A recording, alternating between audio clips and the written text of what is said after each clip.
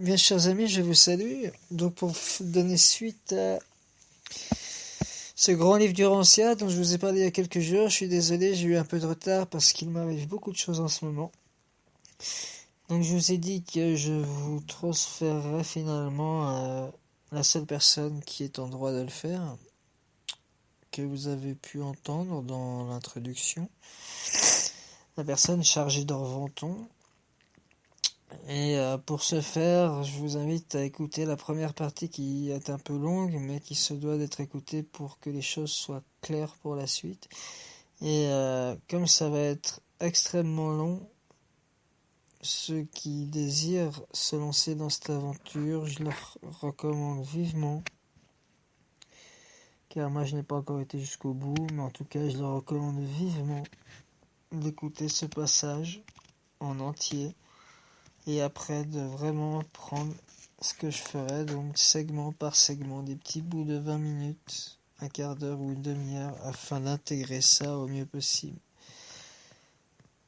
Beaucoup de choses sont dites, beaucoup de choses sont vraies, et rien n'est faux, mais tout est vrai et peut être différent. C'est tout ce que j'aurais à dire. Je vous embrasse et je vous souhaite une bonne écoute. Le livre d'Urantia, Introduction. Dans le mental des mortels d'Urantia, ce nom étant celui de votre monde, il existe une grande confusion quant à la signification des termes tels que Dieu, divinité et déité.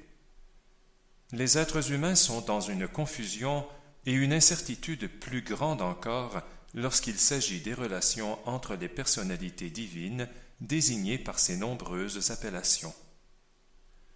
À cause de cette pauvreté des concepts associés à tant de confusion dans l'idéation, j'ai été chargé de formuler cet exposé liminaire pour expliquer les significations qu'il faudrait attacher à certains symboles verbaux tels qu'ils peuvent être employés dans la suite des présents fascicules que le corps des révélateurs de vérité d'Orventon a été autorisé à traduire dans la langue anglaise d'Urantia. Dans notre effort pour étendre la conscience cosmique et rehausser la perception spirituelle, il est extrêmement difficile de présenter des concepts élargis et une vérité avancée alors que nous sommes limités par l'emploi d'un langage restreint du royaume. Cependant, notre mandat nous exhorte à faire tous nos efforts pour transmettre nos significations en utilisant les symboles verbaux de la langue anglaise. On nous a recommandé de n'introduire de nouveaux termes que si l'on ne pouvait trouver dans la terminologie anglaise aucune expression propre à illustrer ces nouveaux concepts, fût-ce partiellement ou même en déformant plus ou moins le sens.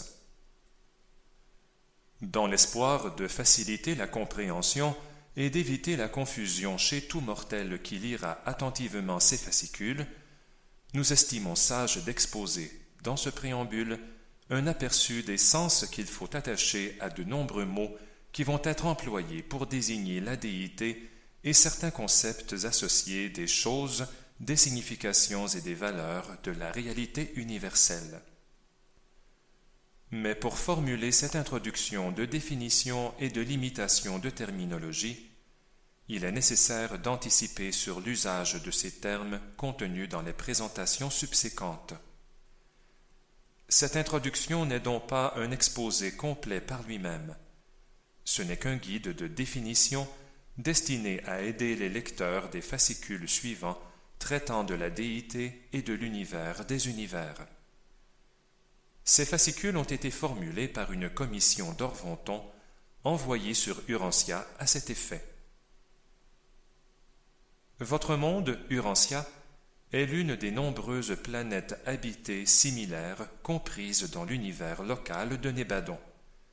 Cet univers, avec d'autres créations semblables, forme le super-univers d'Orventon dont la capitale est Uversa, d'où vient notre commission. Orventon est l'un des 7 super-univers évolutionnaires du temps et de l'espace qui entourent l'univers central de Havona, la création sans commencement ni fin de perfection divine. Au cœur de cet univers éternel et central se trouve l'île du paradis, immobile, centre géographique de l'infini et demeure du Dieu éternel. Nous appelons généralement grand univers l'association des 7 super-univers évoluants et de l'univers central et divin. Ce sont les créations présentement organisées et habitées. Elles font toutes partie du maître univers, qui embrasse aussi les univers de l'espace extérieur, inhabités, mais en voie de mobilisation. 1. Déité et divinité.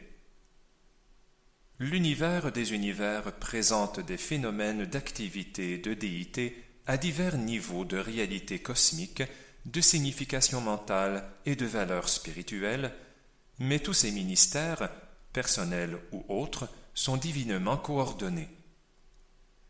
La déité est personnalisable en tant que Dieu, elle est prépersonnelle et superpersonnelle selon des voies non entièrement compréhensibles à l'homme. La déité est caractérisée par la qualité d'unité, actuelle ou potentielle, sur tous les niveaux supramatériels de réalité. Les créatures comprennent le mieux cette qualité unifiante en tant que divinité.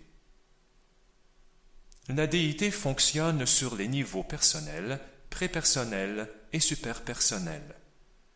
La déité totale est fonctionnelle sur les 7 niveaux suivants. 1. Statique, déité contenue en soi et existant en soi. 2. Potentiel, déité se voulant elle-même et ayant son but en soi. 3. Associatif, déité personnalisée en soi et divinement fraternelle. 4. Créatif, déité distributive d'elle-même et divinement révélée. 5. Évolutionnaire, déité expansive par elle-même et identifiée à la créature. 6. Suprême, déité expérientielle d'elle-même et unifiant la créature avec le Créateur. Déité fonctionnant sur le premier niveau d'identification avec la créature en tant que super-contrôleur de l'espace-temps du grand univers et parfois dénommée la suprématie de la déité. 7. Ultime, déité se projetant d'elle-même et transcendant l'espace-temps. Déité omnipotente, omnisciente et omniprésente. Déité fonctionnant sur le deuxième niveau d'expression de divinité unifiante en tant que super-contrôleur efficace et soutien absonite du maître univers. Comparée au ministère des déités auprès du grand univers, cette fonction absonite dans le maître univers équivaut au super-contrôle et au super-soutien universel, parfois dénommé l'ultimité de la déité. Le niveau fini de réalité est caractérisé par la vie de créature et les limitations spatio-temporelles. Les réalités finies peuvent ne pas avoir de fin, mais elles ont toujours un commencement, elles sont créées. Le niveau de déité de la suprématie peut être conçu comme une fonction relative aux existences finies. Le niveau absonite de réalité est caractérisé par les choses et les êtres sans commencement ni fin et par la transcendance du temps et de l'espace. Les absonitaires ne sont pas créés, ils sont extériorisés. Tout simplement, ils sont. Le niveau de déité de l'ultimité implique une fonction relative aux réalités absonites, où que ce soit dans le maître univers, quand le temps et l'espace sont transcendés, ce phénomène absonite est un acte de l'ultimité de la déité. Le niveau absolu est sans commencement, sans fin, sans temps et sans espace. Par exemple, au paradis, le temps et l'espace n'existent pas. Le statut espace-temps du paradis est absolu. Ce niveau est celui de la Trinité, atteint existentiellement par les déités du paradis, mais ce troisième niveau d'expression de déité unifiante n'est pas expérientiellement pleinement unifié. quel que soit le moment, le lieu et la manière dont fonctionne le niveau absolu de la déité, les valeurs et les significations de l'absolu paradis sont manifestes. La déité peut être existentielle comme dans le Fils éternel, expérientielle comme dans l'être suprême, associative comme en Dieu le septuple, indivise comme dans la Trinité du paradis. La déité est la source de tout ce qui est divin. La déité est caractéristiquement et invariablement divine, mais tout ce qui est divin n'est pas nécessairement déité, bien que devant être coordonné avec la déité et tendre vers quelque phase d'unité avec la déité spirituelle, mentale ou personnelle. La divinité est la qualité caractéristique, unificatrice et coordinatrice de la déité. La divinité est intelligible aux créatures en tant que vérité, beauté et bonté. Elle trouve sa correspondance dans la personnalité en tant qu'amour, miséricorde et ministère. Elle est révélée sur les niveaux impersonnels en tant que justice, pouvoir et souveraineté. La divinité peut être parfaite, complète, comme sur les niveaux existentiels et les niveaux des créateurs, niveaux de perfection paradisiaque. Elle peut être imparfaite, comme sur le niveau expérientiel et le niveau des créatures évolutionnaires de l'espace-temps. Elle peut aussi être relative, ni parfaite ni imparfaite, comme sur certains niveaux de relations existentielles expérientielles de Havona. Lorsque nous essayons de concevoir la perfection dans toutes les phases et formes de relativité, nous rencontrons 7 types concevables. 1. Perfection absolue sous tous les aspects. 2. Perfection absolue dans certaines phases et perfection relative sous tous les autres aspects. 3. Des aspects absolus, relatifs et imparfaits en associations variées. 4. Perfection absolue sous certains rapports et imperfection sous tous les autres. 5. Perfection absolue dans aucune direction, perfection relative dans toutes les manifestations. 6. Perfection absolue dans aucune phase, perfection relative dans certaines, imparfaite dans les autres. 7. Perfection absolue dans aucun attribut, imperfection dans tous. Dieu. Les créatures mortelles évoluantes éprouvent un besoin irrésistible de symboliser leur concept fini de Dieu. La conscience du devoir moral de l'homme et son idéalisme spirituel représentent un niveau de valeur, une réalité expérientielle qu'il est difficile de symboliser. La conscience cosmique implique la reconnaissance d'une cause première, la seule et unique réalité sans cause.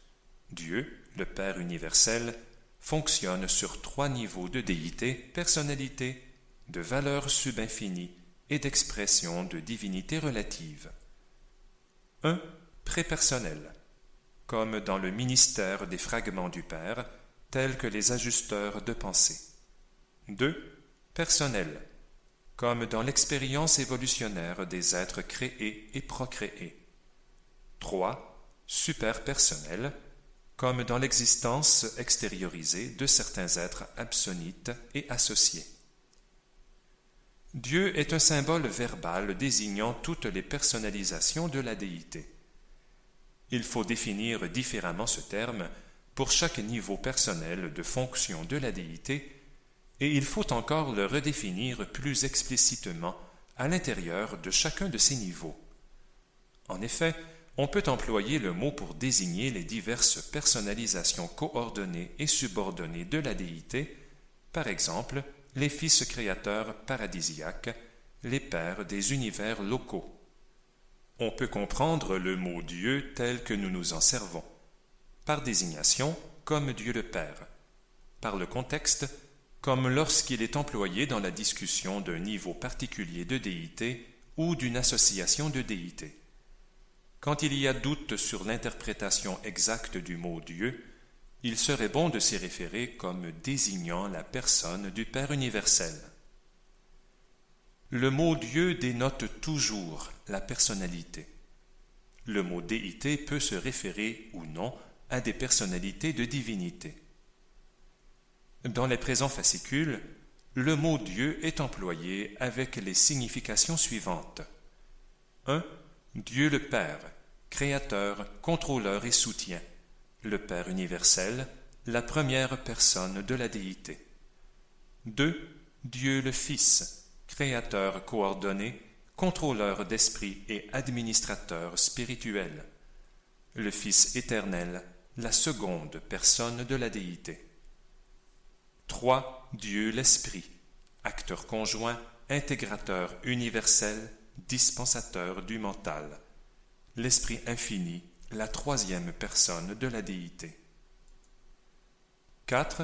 Dieu le suprême, le Dieu du temps et de l'espace, s'actualisant ou évoluant, déité personnelle réalisant en association l'accomplissement expérientiel de l'espace-temps, l'identité créature-créateur.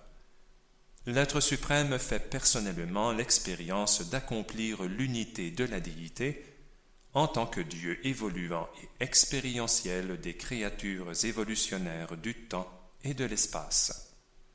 5. Dieu le septuple, personnalité de déité fonctionnant effectivement n'importe où dans le temps et l'espace. Les déités personnelles du paradis et leurs associés créateurs fonctionnant en deçà et au-delà des frontières de l'univers central et personnalisant le pouvoir en tant qu'être suprême sur le premier niveau de créature où se révèle, dans le temps et l'espace, la déité unifiante. Ce niveau est le grand univers, la sphère où les personnalités du paradis descendent dans l'espace-temps en association réciproque avec les créatures évolutionnaires qui montent dans l'espace-temps. 6. Dieu l'ultime, le Dieu en cours d'extériorisation du super-temps et de l'espace transcendé, le second niveau expérientiel où se manifeste la déité unifiante.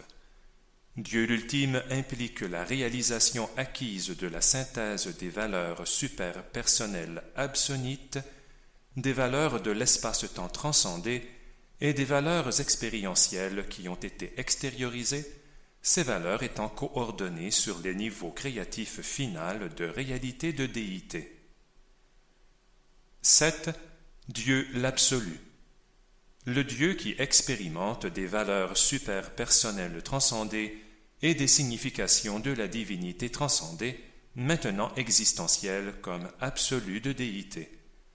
C'est le troisième niveau d'expansion et d'expression de déité unifiante. À ce niveau super-créateur, la déité fait l'expérience de l'épuisement du potentiel personnalisable, rencontre la complétude de la divinité et voit s'épuiser la capacité de se révéler à des niveaux successifs et progressifs de personnalisation différentes. Maintenant, la déité rencontre l'absolu non qualifié, se heurte à lui et fait l'expérience de son identité avec lui. La source centre première. La réalité infinie et totale est existentielle en 7 phases et sous l'aspect des 7 absolus coordonnés. 1. La source centre première. 2. La source centre seconde. 3. La source centre troisième. 4. L'île du paradis. 5. L'absolu de déité. 6. L'absolu universel. 7. L'absolu non qualifié. Dieu, en tant que source centre première, est primordial, sans réserve par rapport à la réalité totale. La source centre première est infinie aussi bien qu'éternelle, et n'est donc limitée ou conditionnée que par volition. Dieu, le Père universel, est la personnalité de la source centre première, et comme tel, il maintient des relations personnelles de contrôle infini sur toutes les sources centres coordonnées et subordonnées. Un tel contrôle est personnel et infini en potentiel, bien qu'il puisse ne jamais fonctionner effectivement en raison de la perfection de la fonction de ses sources-centres et de ses personnalités coordonnées et subordonnées. La source-centre première est donc primordiale dans tous les domaines, déifiés ou non déifiés, personnels ou impersonnels, actuels ou potentiels, finis ou infinis. Nulle chose ou être, nulle relativité ou finalité n'existe, sauf en relation directe ou indirecte avec la primauté de la source-centre première et sous sa dépendance. La source-centre première est reliée à l'univers comme suit. 1. Les forces de gravité des univers matériels convergent au centre de gravité du bas paradis.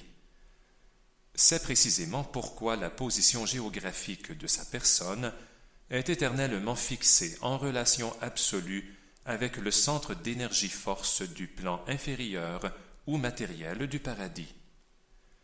Mais la personnalité absolue de la déité existe sur le plan supérieur ou spirituel du paradis. 2. Les forces mentales convergent dans l'esprit infini. Le mental cosmique différentiel et divergent converge dans les 7 maîtres esprits.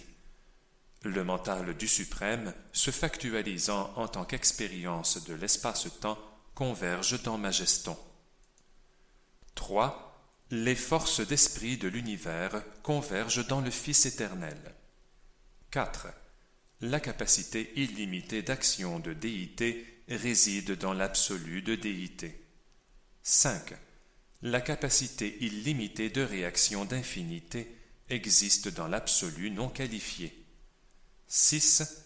Les deux absolus, qualifiés et non qualifiés, sont coordonnés et unifiés par l'absolu universel et en lui. 7.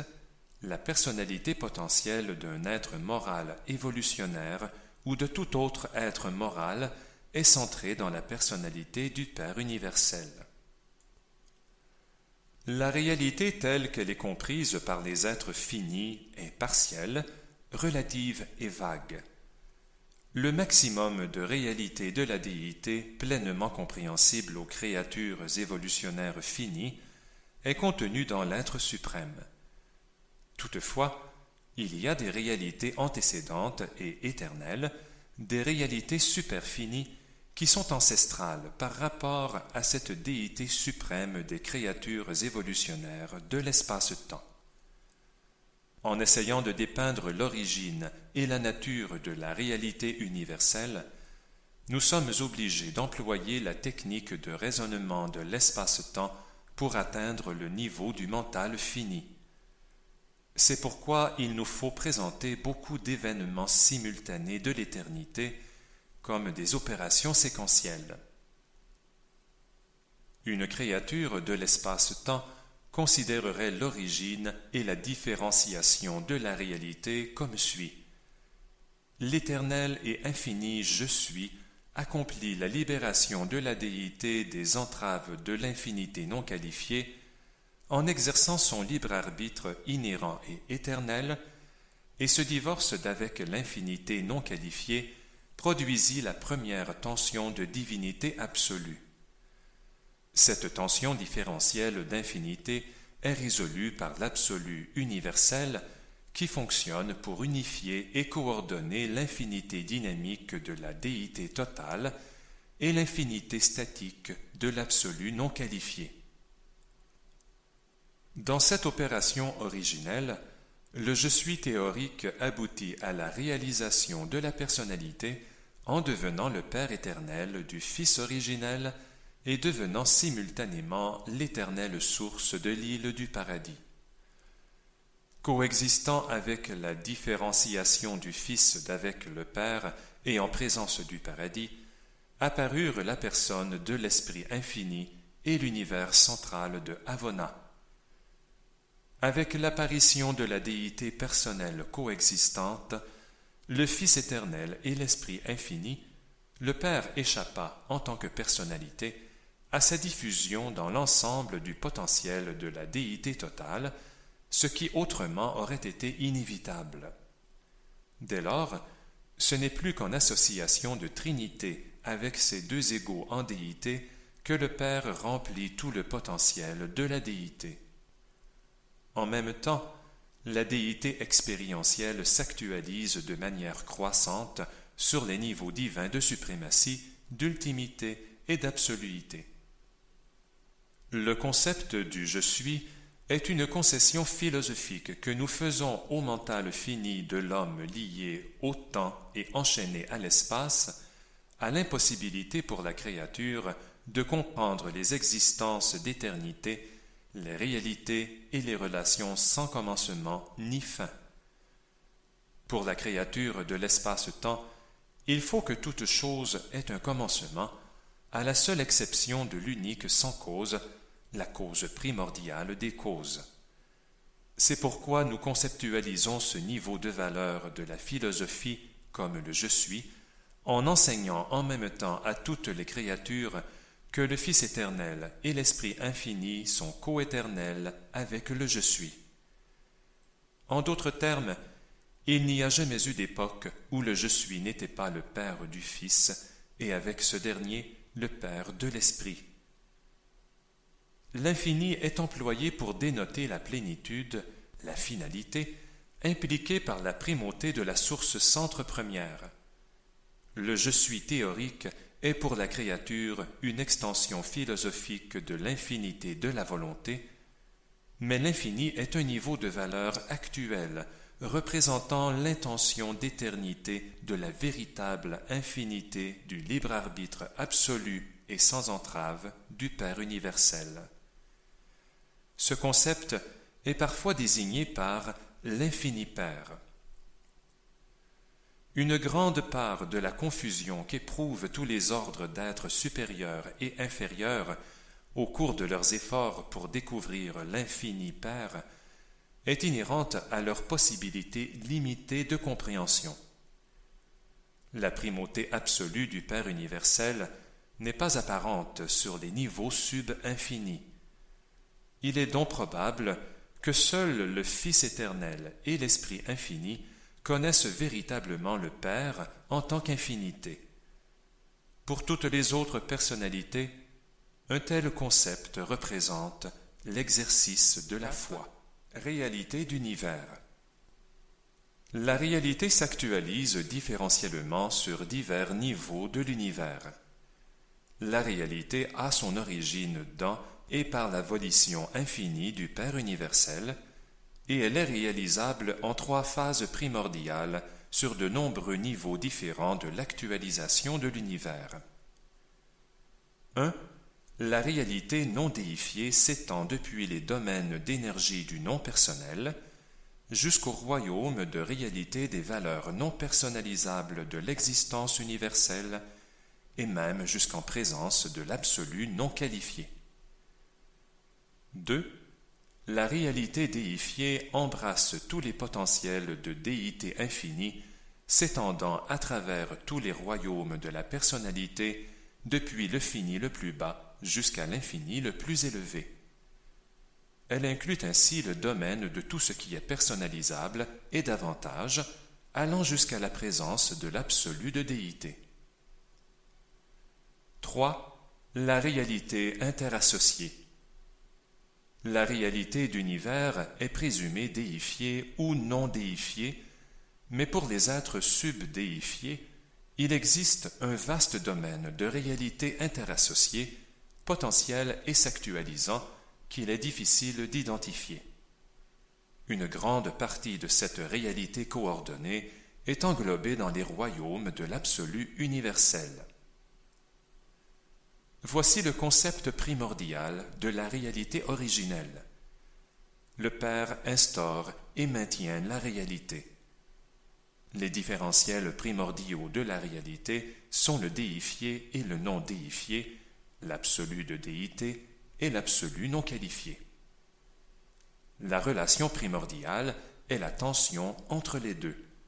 Cette tension de divinité instaurée par le Père est parfaitement résolu par l'absolu universel et éternalisé en tant qu'absolu universel.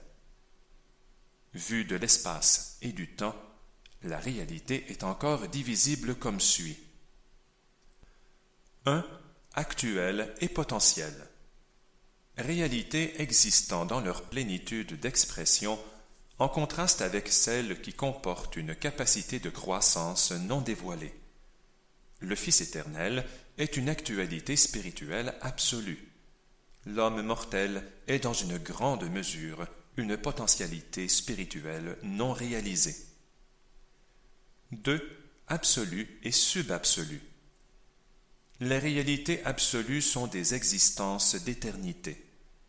Les réalités subabsolues sont projetées sur deux niveaux.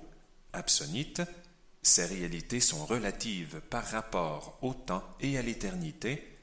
Finies, ces réalités sont projetées dans l'espace et actualisées dans le temps. 3. Existentiel et expérientiel. La déité paradisiaque est existentielle, mais le suprême et l'ultime qui émergent sont expérientiels. 4. Personnel et impersonnel. L'expansion de la déité, l'expression de la personnalité et l'évolution de l'univers sont conditionnées pour toujours par l'acte de libre arbitre du Père qui a définitivement établi une séparation entre, d'une part, les significations et les valeurs d'actualité et de potentialité concernant le mental, l'esprit et le personnel convergent dans le Fils éternel, et d'autre part, les choses qui convergent dans l'île éternelle du paradis et qui lui sont inhérentes. Le paradis est un terme qui inclut les absolus focaux personnels et non personnels de toutes les phases de la réalité d'univers. Qualifié convenablement, le paradis peut désigner toutes les formes de réalité, déité, divinité, personnalité et énergie spirituelle, mentale ou matérielle. Elles partagent toutes le paradis comme lieu d'origine, de fonction et de destinée en ce qui concerne les valeurs, les significations et l'existence factuelle. L'île du paradis. Le paradis, sans autre qualification, est l'absolu du contrôle matériel gravitationnel de la source centre première. Le paradis est sans mouvement et il est la seule chose immobile dans l'univers des univers. L'île du paradis a un emplacement dans l'univers, mais pas de position dans l'espace. Cette île éternelle est la source effective des univers physiques, passés, présents et futurs. L'île nucléaire de lumière est dérivée de la déité, mais on ne saurait dire qu'elle est déité. Les créations matérielles ne sont pas non plus une partie de la déité, elles en sont une conséquence. Le paradis n'est pas un créateur, il est un contrôleur unique de nombreuses activités d'univers. Il contrôle bien plus qu'il ne réagit. D'un bout à l'autre des univers matériels, le paradis influence les réactions et la conduite de tous les êtres ayant affaire avec la force, l'énergie et le pouvoir, mais le paradis est lui-même unique, exclusif et isolé dans les univers. Le paradis ne représente rien, et rien ne représente le paradis. Il n'est ni une force, ni une présence. Il est simplement le paradis. Réalité de personnalité. La personnalité est un niveau de réalité déifié. Elle part du niveau mortel et médian d'activation mentale supérieure, d'adoration et de sagesse. Elle passe par le niveau morontiel et spirituel et va jusqu'à atteindre le statut de finalité de la personnalité. Telle est l'ascension évolutionnaire de la personnalité des mortels et des créatures apparentées, mais l'univers comporte de nombreux autres ordres de personnalité. La réalité est sujette à l'expansion universelle, la personnalité a une diversification infinie, et toutes deux sont capables d'une coordination avec la déité presque illimitée et d'une stabilité éternelle.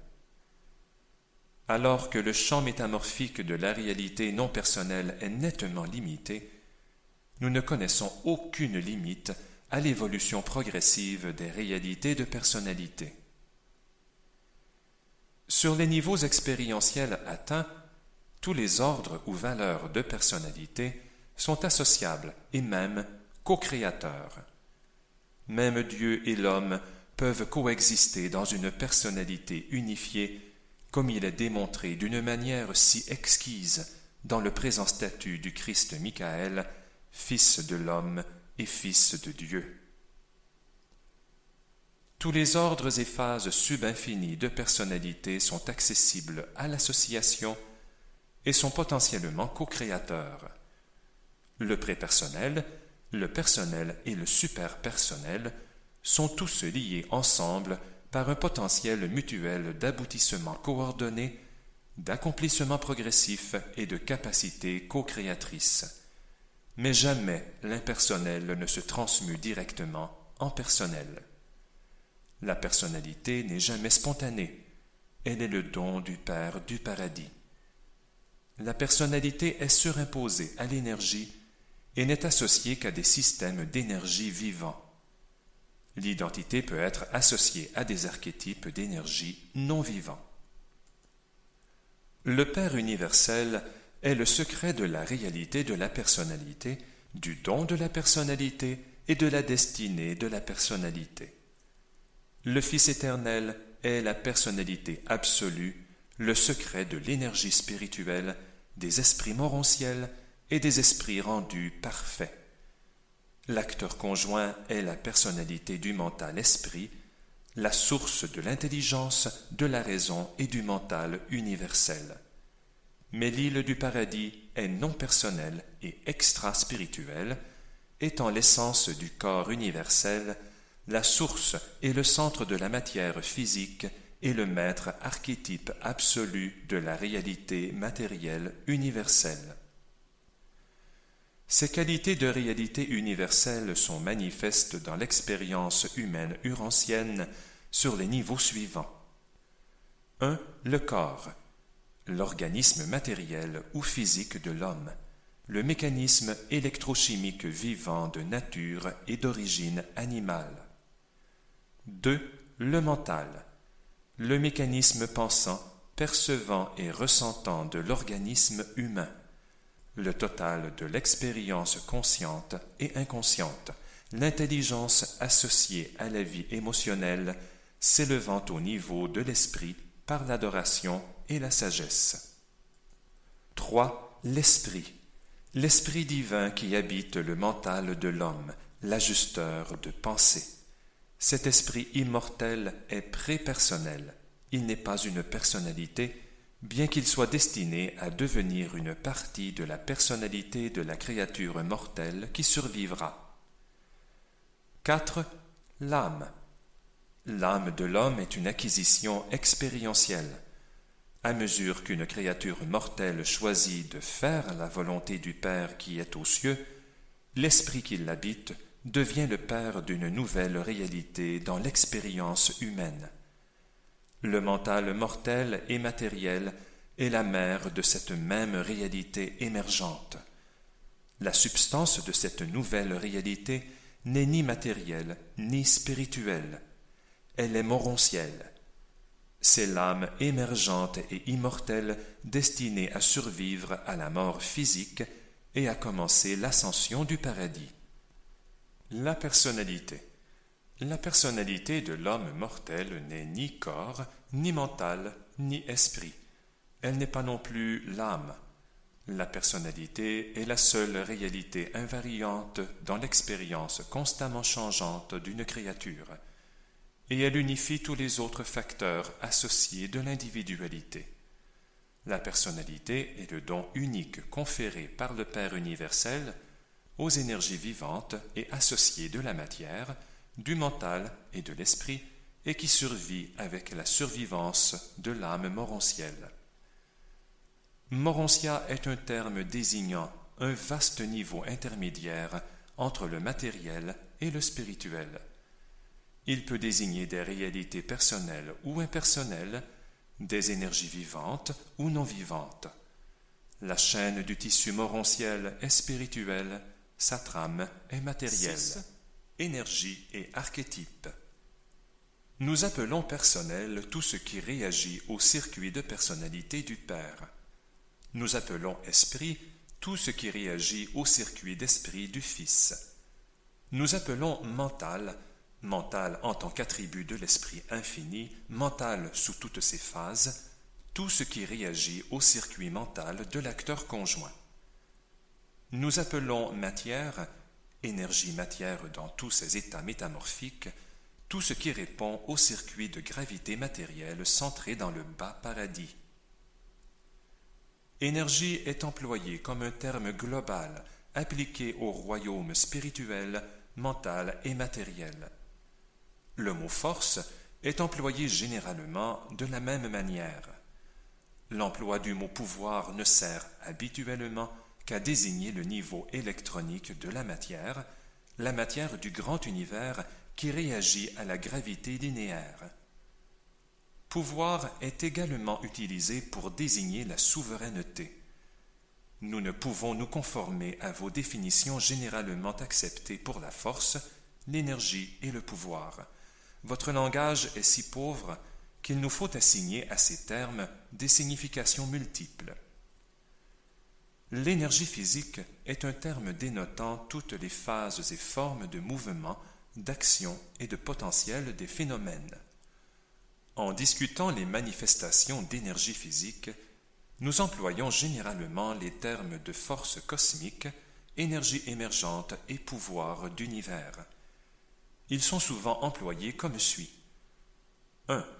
La force cosmique embrasse toutes les énergies dérivant de l'absolu non qualifié, mais ne réagissant pas encore à la gravité du paradis. 2. L'énergie émergente embrasse les énergies réagissant à la gravité du paradis, mais qui ne réagissent pas encore à la gravité locale ou linéaire. C'est le niveau préélectronique de l'énergie matière. 3. Le pouvoir d'univers inclut toutes les formes d'énergie qui réagissent directement à la gravité linéaire, tout en réagissant encore à la gravité du paradis. C'est le niveau électronique de l'énergie matière et de toutes ses évolutions subséquentes. Le mental est un phénomène impliquant la présence et l'activité d'un ministère vivant ajouté à des systèmes d'énergie variés, et ceci est vrai à tous les niveaux d'intelligence. Dans la personnalité, le mental intervient toujours entre l'esprit et la matière.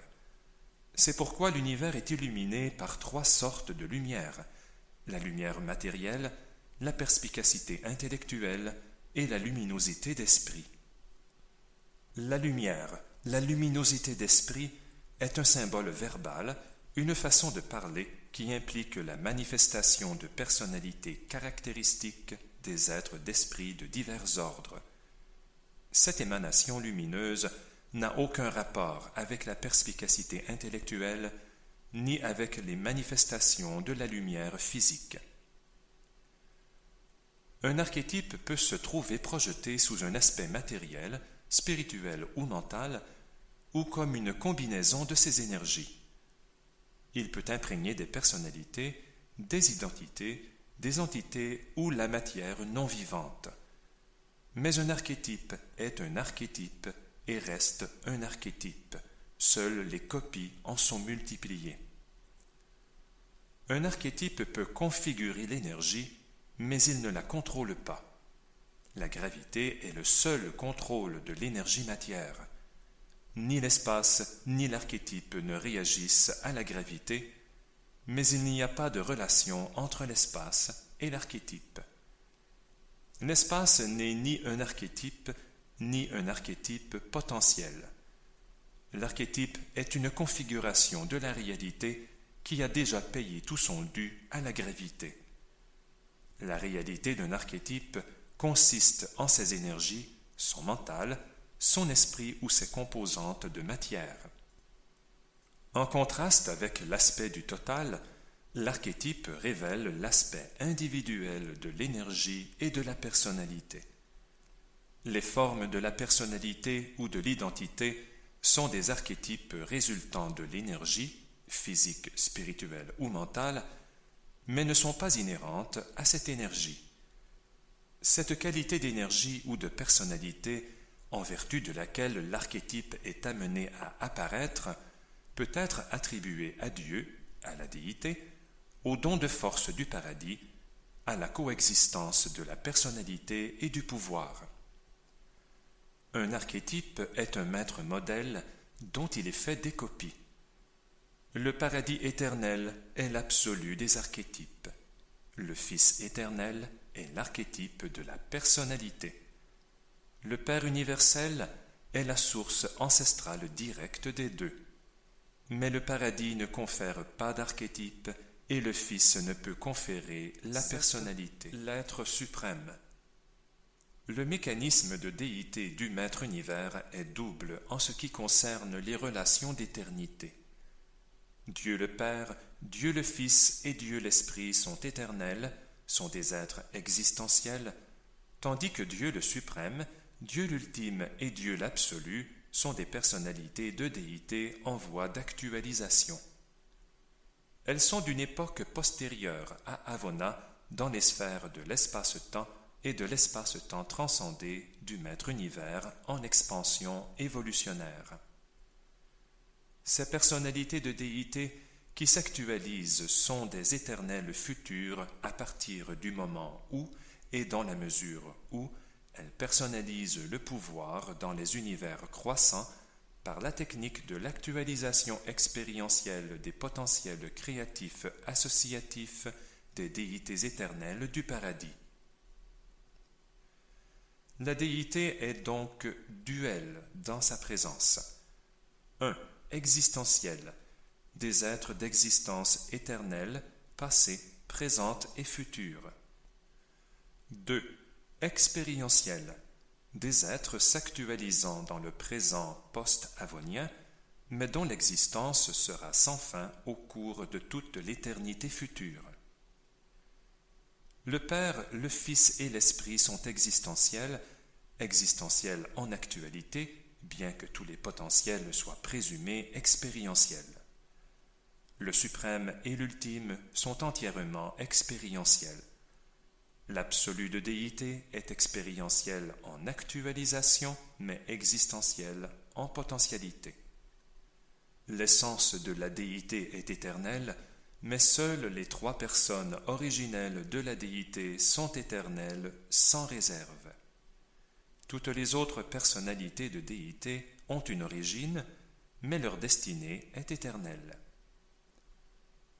Ayant accompli l'expression de déité existentielle de lui-même dans le Fils et l'Esprit, le Père accomplit maintenant l'expression expérientielle sur des niveaux de déité jusqu'ici impersonnels et non révélés en tant que Dieu le suprême, Dieu l'ultime et Dieu l'absolu.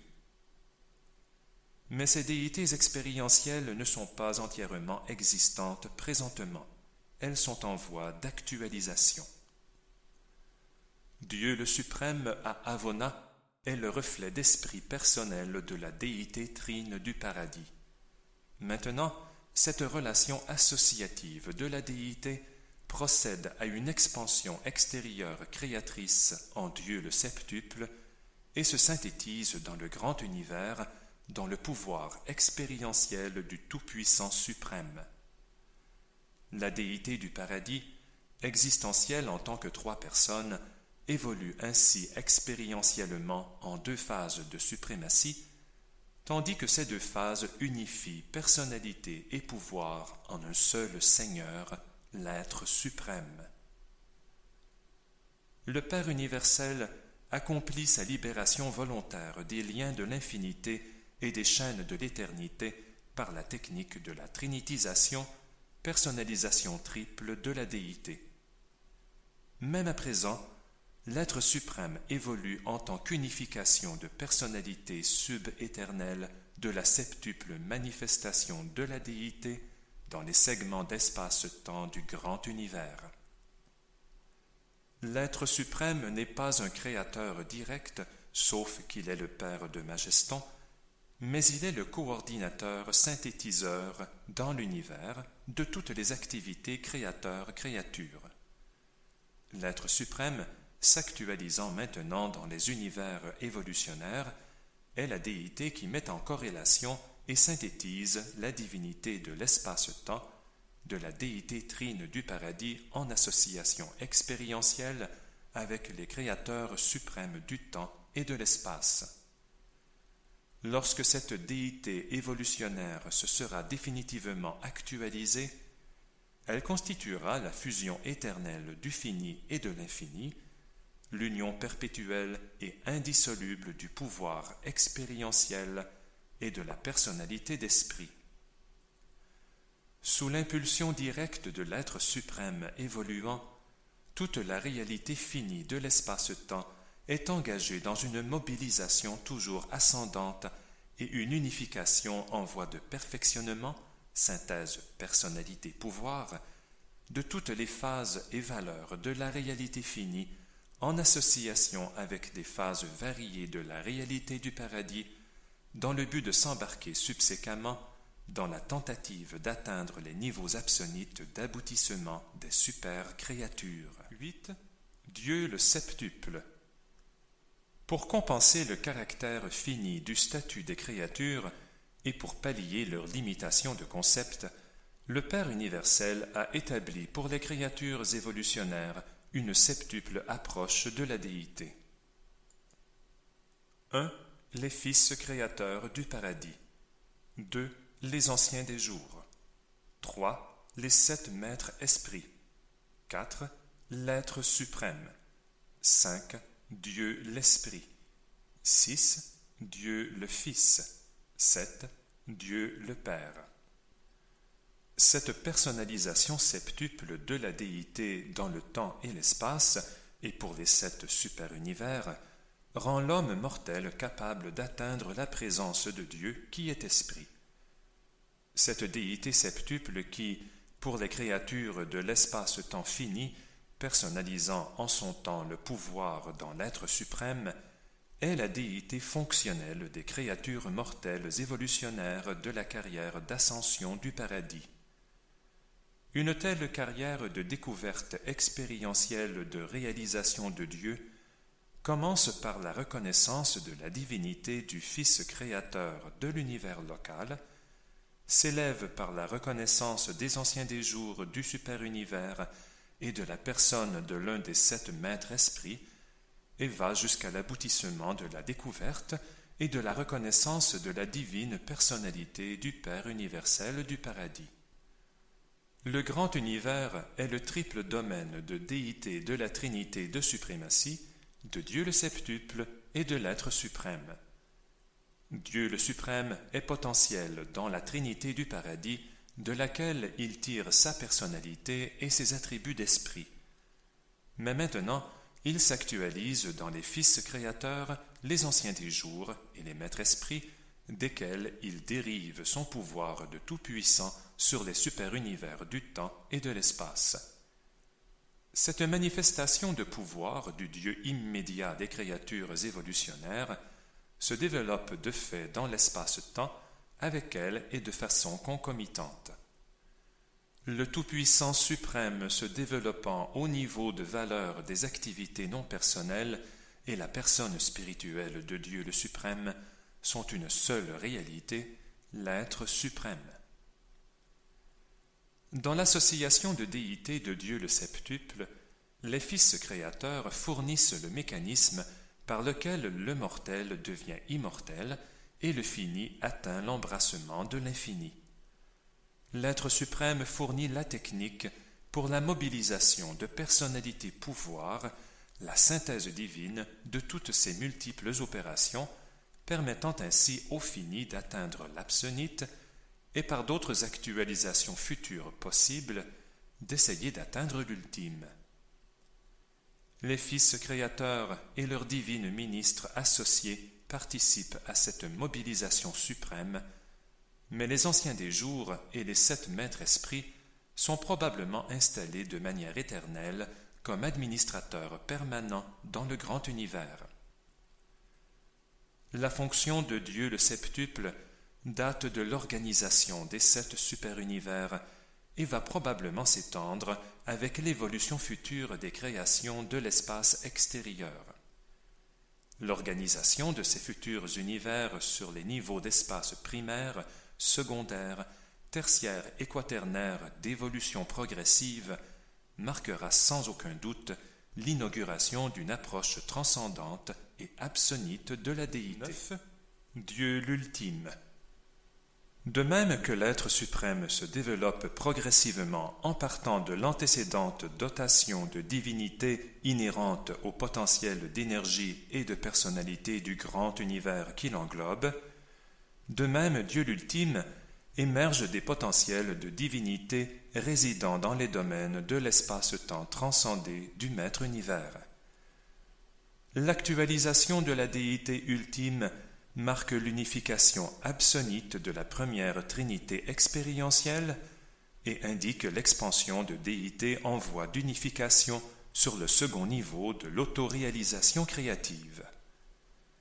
Ceci constitue l'équivalent en personnalité-pouvoir de l'actualisation de la déité expérientielle de l'univers concernant les réalités absonites paradisiaques sur les niveaux en voie d'extériorisation des valeurs de l'espace-temps transcendé. L'achèvement de ce développement expérientiel a pour but de procurer une destinée ultime de service à toutes les créatures de l'espace-temps qui ont atteint les niveaux absonites par l'achèvement de la réalisation de l'être suprême et par le ministère de Dieu le septuple.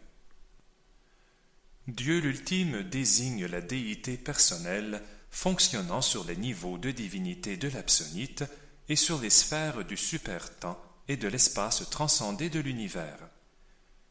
L'ultime est une extériorisation super-suprême de la déité. Le suprême est l'unification de la Trinité du paradis, comprise par les êtres finis. L'ultime est l'unification de la Trinité, comprise par les êtres absonites. Par le mécanisme de la déité évolutionnaire, le Père universel est de fait engagé dans l'acte stupéfiant et prodigieux de focalisation de personnalité et de mobilisation de pouvoir des valeurs de réalité divine du fini, de l'absonite et même de l'absolu sur leur niveau de signification universelle respectif. Les 3 premières déités du paradis de l'éternel passé, le Père universel, le Fils éternel et l'Esprit infini, doivent, dans l'éternel futur, recevoir un complément de personnalité par l'actualisation expérientielle des déités évolutionnaires associées, Dieu le suprême, Dieu l'ultime et peut-être Dieu l'absolu. Dieu le suprême et Dieu l'ultime, se développant maintenant dans les univers expérientiels, ne sont pas existentiels. Ils ne sont pas éternels dans le passé, seulement des éternels dans le futur, des éternels conditionnés par l'espace-temps et conditionnés transcendentalement. Ils sont des déités de dotation suprême, ultime et peut-être suprême ultime, mais ont connu des origines historiques dans l'univers. Ils n'auront jamais de fin, mais leur personnalité a eu un commencement. Ils sont vraiment des actualisations des potentiels éternels et infinis de la déité, mais ne sont eux-mêmes ni éternels sans réserve, ni Dieu l'absolu. L'éternelle réalité de l'absolu de déité possède de nombreuses caractéristiques qui ne peuvent être pleinement expliquées à un mental limité de l'espace-temps. Mais l'actualisation de Dieu l'absolu serait la conséquence de l'unification de la seconde Trinité expérientielle, la Trinité absolue. Cela constituerait la réalisation expérientielle de la divinité absolue, l'unification des significations absolues sur les niveaux absolus. Mais nous ne sommes pas certains que toutes les valeurs absolues soient englobées, car nous n'avons jamais été avisés que l'absolu qualifié soit l'équivalent de l'infini. Les destinées superultimes sont impliquées dans les significations absolues et la spiritualité infinie, et à défaut d'achèvement de ces deux réalités, nous ne pouvons établir de valeur absolue.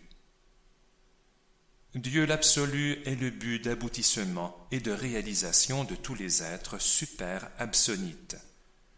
Mais le potentiel de pouvoir et de personnalité de l'absolu de déité transcende notre concept et nous hésitons à discuter de ces réalités qui sont si éloignées de l'actualisation expérientielle. 11. Les trois absolus.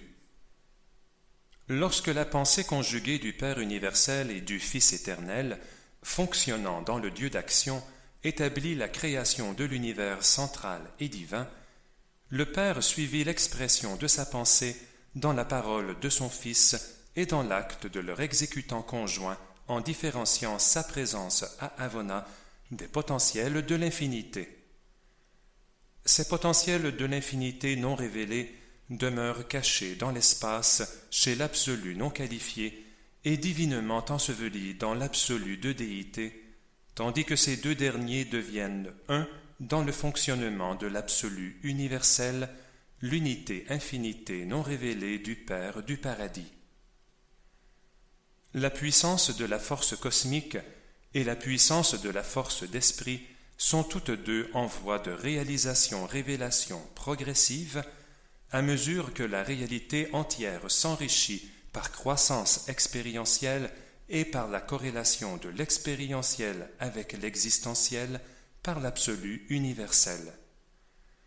En vertu de la présence équilibrante de l'absolu universel, la source centre première réalise une extension de pouvoir expérientiel, jouit de son identification avec ses créatures évolutionnaires et accomplit l'expansion de la déité expérientielle sur les niveaux de suprématie, d'ultimité et d'absoluité. Lorsqu'il n'est pas possible de distinguer pleinement l'absolu de déité de l'absolu non qualifié, on présume leur fonction combinée ou leur présence coordonnée et on l'appelle action de l'absolu universel. 1. L'absolu de déité semble être le tout-puissant activateur, tandis que l'absolu non qualifié paraît être le mécanicien totalement efficace de l'univers des univers, et même des myriades et des myriades d'univers suprêmement unifiés et ultimement coordonnés, créés, en cours de création et encore à créer. L'absolu de déité ne peut réagir de manière subabsolue à quelque situation que ce soit dans l'univers, ou du moins il ne le fait pas. En toutes circonstances, cet absolu paraît toujours répondre en termes impliquant le bien-être des choses et des êtres de toute la création, non seulement dans son état présent d'existence, mais aussi en vue des possibilités infinies de toute l'éternité future. L'absolu de déité est ce potentiel qui a été séparé de la réalité totale et infinie par le libre choix du Père universel et en qui toutes les activités de divinité, existentielle et expérientielle, ont lieu. Il est l'absolu qualifié par contraste avec l'absolu non qualifié. Mais l'absolu universel est superadditif aux deux dans la sphère de tout le potentiel absolu. 2. L'absolu non qualifié est non personnel, extra-divin et non déifié. L'absolu non qualifié est donc dépourvu de personnalité, de divinité et de toute prérogative de créateur. Ni fait ou vérité, ni expérience ou révélation, ni philosophie ou absonité ne peuvent pénétrer la nature et le caractère de cet absolu sans qualification dans l'univers. Précisons clairement que l'absolu non qualifié est une réalité positive imprégnant le grand univers qui apparemment, avec une égale présence spatiale, s'étend sur, dans et à l'extérieur des activités de force et des évolutions prématérielles des vertigineuses étendues d'espace situées au-delà des 7 super-univers. L'absolu non qualifié n'est pas un simple négativisme conçu par philosophie et basé sur des sophismes métaphysiques hypothétiques concernant l'universalité, la domination et la primauté de l'inconditionné et du non qualifié. L'absolu non qualifié est un supercontrôle positif de l'univers dans l'infinité. Ce supercontrôle est illimité en force d'espace, mais il est nettement conditionné par la présence de la vie, du mental, de l'esprit et de la personnalité. De plus, il est conditionné par les réactions de volonté et les ordres avisés de la Trinité du paradis. Nous sommes convaincus que l'absolu non qualifié n'est pas une influence indifférenciée, imprégnant tout, comparable soit aux conceptions panthéistes de la métaphysique, soit à l'ancienne hypothèse scientifique de l'éther. L'absolu non qualifié est illimité en force et conditionné par la déité, mais nous ne percevons pas pleinement la relation de cet absolu avec les réalités d'esprit des univers. 3. L'absolu universel, nous en déduisons logiquement qu'il était inévitable dans l'acte de libre arbitre absolu du Père universel lorsqu'il a différencié les réalités de l'univers en valeurs déifiées et valeurs non déifiées, personnalisables et non personnalisables. L'absolu universel est le phénomène de déité indiquant que la tension créée par l'acte de libre arbitre qui différencie ainsi la réalité de l'univers est résolue. Il fonctionne comme coordonnateur associatif du total général des potentialités existentielles. La présence-tension de l'absolu universel signifie l'ajustement du différentiel entre la réalité de déité et la réalité non déifiée. Ce différentiel est inhérent à la séparation entre, d'une part, la dynamique de la divinité disposant du libre arbitre et, d'autre part, la statique de l'infinité non qualifiée. Il faut toujours se rappeler que l'infinité potentielle est absolue et inséparable de l'éternité. L'infinité actuelle dans le temps ne peut jamais rien être que partiel et doit donc être non absolue. L'infinité de personnalité actuelle ne peut non plus être absolue sauf dans la déité non qualifiée. Et c'est le différentiel de potentiel d'infinité entre l'absolu non qualifié et l'absolu de déité qui rend éternel l'absolu universel. Cela rend cosmiquement possible d'avoir des univers matériels dans l'espace et spirituellement possible d'avoir des personnalités finies dans le temps. Dans le cosmos, le fini ne peut coexister avec l'infini que par suite de la présence associative de l'absolu universel qui équilibre si parfaitement les tensions entre le temps et l'éternité, le fini et l'infini, le potentiel de la réalité et l'actualité de la réalité, le paradis et l'espace, l'homme et Dieu. Associativement, l'absolu universel constitue l'identification de la zone de réalité évolutionnaire progressive qui existe dans les univers de l'espace-temps et de l'espace-temps transcendé où se manifeste la déité subinfinie. L'absolu universel est le potentiel de la déité statique dynamique réalisable fonctionnellement sur les niveaux de temps-éternité sous forme de valeurs finies absolues susceptibles d'une approche expérientielle existentielle. Cet aspect incompréhensible de la déité peut être statique, potentiel et associatif, mais il n'est expérientiellement ni créatif ni évolutionnaire en ce qui concerne les personnalités intelligentes fonctionnant maintenant dans le maître univers. L'absolu. Bien que les deux absolus, qualifiés et non qualifiés, puissent paraître fonctionner de manière si divergente lorsqu'ils sont observés par des créatures mentales, ils sont parfaitement et divinement unifiés dans et par l'absolu universel. En dernière analyse et en compréhension finale, Les trois ne sont qu'un absolu. Sur les niveaux subinfinis, ils sont fonctionnellement différenciés, mais dans l'infinité, ils sont un. Nous n'employons jamais le terme l'absolu comme une négation de quoi que ce soit, ni comme un déni de quelque chose. Nous ne considérons pas non plus l'absolu universel comme se déterminant lui-même, comme une sorte de déité panthéiste et impersonnelle. En tout ce qui concerne la personnalité dans l'univers, l'absolu est strictement limité par la Trinité et dominé par la déité. 12. Les Trinités. La Trinité originelle et éternelle du paradis est existentielle et elle était inévitable.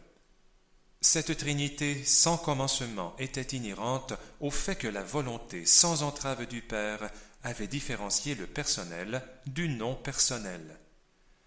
Elle fut factuelle lorsque sa volonté personnelle coordonna ses réalités duelles par la faculté mentale.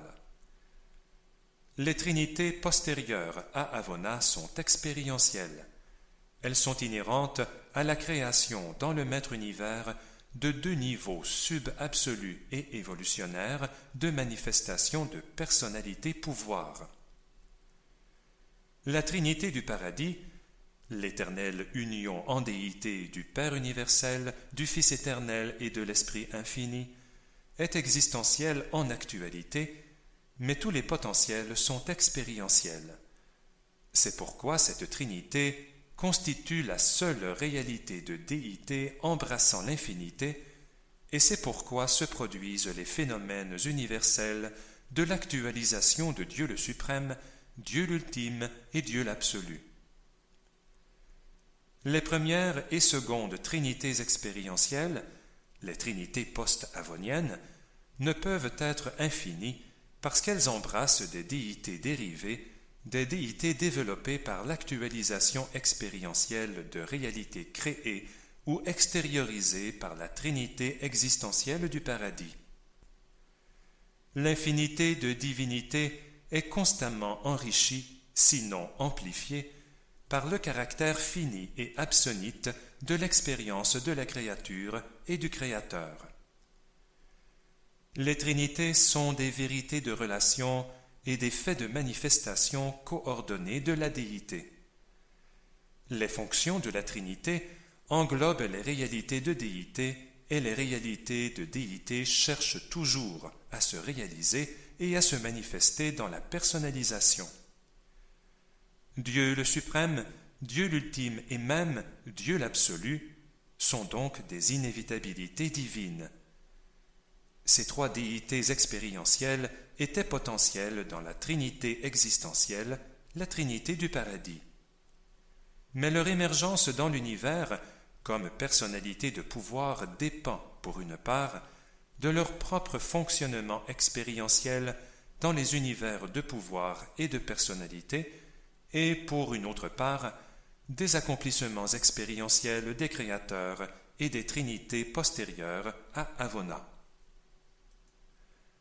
Les deux trinités post-avoniennes, les trinités expérientielles de l'ultime et de l'absolu, ne sont pas encore pleinement manifestes. Elles sont en cours de réalisation dans l'univers. Ces associations de déités peuvent être décrites comme suit. 1. La Trinité ultime, évoluant présentement, sera finalement composée de l'être suprême, des personnalités créatrices suprêmes et des architectes absonites du maître univers, ces uniques planificateurs d'univers qui ne sont ni des créateurs ni des créatures. Finalement et inévitablement, Dieu l'ultime acquérera pouvoir et personnalité comme conséquence, au niveau de la déité, de l'unification de cette trinité ultime expérientielle dans le cadre en expansion du maître univers à peu près illimité. 2. La trinité absolue, la seconde trinité expérientielle présentement en cours d'actualisation, consistera en Dieu le suprême, Dieu l'ultime et le consommateur non révélé de la destinée de l'univers.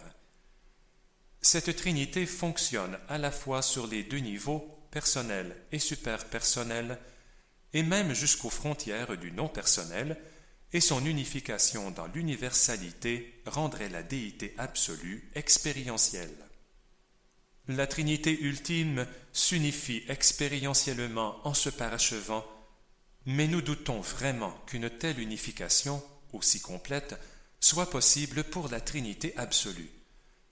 Toutefois, notre concept de la Trinité éternelle du paradis nous remet constamment en mémoire que la trinitisation de la déité peut accomplir ce qui, autrement, est irréalisable. Nous posons donc en postulat l'apparition en son temps du suprême ultime et la possible factualisation, trinitisation de Dieu l'absolu. Les philosophes des univers postulent une trinité des trinités, une trinité infinie, existentielle, expérientielle, mais ils sont incapables d'envisager sa personnalisation, qui équivaudrait peut-être à la personne du Père universel au niveau conceptuel du « je suis ». Mais indépendamment de tout cela, la Trinité originelle du paradis est potentiellement infinie, puisque le Père universel est effectivement infini. Remerciements. Les exposés qui vont suivre dépeignent le caractère du Père universel et la nature de ses associés du paradis. Ils essayent en même temps de décrire le parfait univers central et les 7 super-univers qui l'entourent. En les formulant, nous devons constamment rester guidés par les instructions des dirigeants du super-univers. Au cours de nos efforts pour révéler la vérité et coordonner les connaissances essentielles, ils nous commandent de donner la préférence aux concepts humains les plus élevés qui existent dans le domaine des sujets à présenter. Nous ne pouvons recourir à la révélation pure que si le concept à présenter n'a pas été exprimé antérieurement de manière adéquate par le mental humain. Les révélations planétaires successives de la vérité divine englobent invariablement les concepts existants les plus élevés des valeurs spirituelles comme une partie de la coordination nouvelle et rehaussée des connaissances planétaires. En conséquence, pour présenter Dieu et ses associés dans l'univers, nous avons choisi pour base de ces fascicules plus de 1000 concepts humains représentant la connaissance planétaire la plus haute et la plus évoluée des valeurs spirituelles et des significations de l'univers. Lorsque ces concepts humains, collectés chez les mortels du passé et du présent qui connaissent Dieu, seront inadéquats pour dépeindre la vérité telle que nous avons reçu ordre de la révéler, nous les compléterons sans hésiter. À cet effet, nous puiserons dans nos propres connaissances supérieures de la réalité et de la divinité des déités du paradis et de l'univers transcendantal où elles résident. Nous sommes pleinement conscients des difficultés de la tâche qui nous a été assignée. Nous reconnaissons qu'il est impossible de traduire complètement le langage des concepts de divinité et d'éternité dans les symboles linguistiques des concepts limités du mental des mortels. Mais nous savons qu'un fragment de Dieu habite dans le mental humain et que l'esprit de vérité séjourne avec l'âme humaine. De plus, nous savons que ces forces spirituelles conspirent pour rendre l'homme matériel apte à saisir la réalité des valeurs spirituelles et à comprendre la philosophie des significations de l'univers. Mais avec plus de certitude encore, nous savons que ces esprits de la présence divine peuvent aider l'homme à s'approprier spirituellement toute la vérité contribuant à rehausser la réalité toujours progressante de l'expérience religieuse personnelle, la conscience de Dieu. Rédigé par un conseiller divin d'Orvonton, chef du corps des personnalités super-universelles, chargé de dépeindre sur Urantia la vérité concernant les déités du paradis et l'univers des univers.